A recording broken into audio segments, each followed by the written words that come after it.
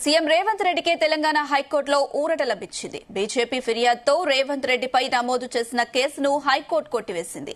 గతేడాది మే 4న జరిగిన కొత్తగూడెం సభలో బీజేపీ రిజర్వేషన్ల రద్దు చేస్తుందని రేవంత్ రెడ్డి అన్నారని, దీనివల్ల బీజేపీ పరువుకు భంగం కలిగిందని గతంలో బీజేపీ నేత కాసం వెంకటేశ్వర్లు ఫిర్యాదు చేశారు. ప్రజాప్రతినిధుల కోర్టు విచారిస్తున్న కేసు కొట్టివేయాలని రేవంత్ రెడ్డి హైకోర్టును ఆశ్రయించారు. ఈ పిటిషన్పై విచారణ జరిపిన రాష్ట్ర అత్యున్నత న్యాయస్థానం కేసును కొట్టివేసింది.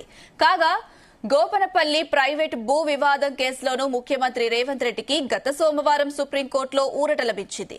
ఈ కేసులో రేవంత్ రెడ్డికి వ్యతిరేకంగా ఎస్ పెద్దిరాజు దాఖలు చేసిన ట్రాన్స్ఫర్ పిటిషన్ ను చీఫ్ జస్టిస్ బెంచ్ డిస్మిస్ చేసింది.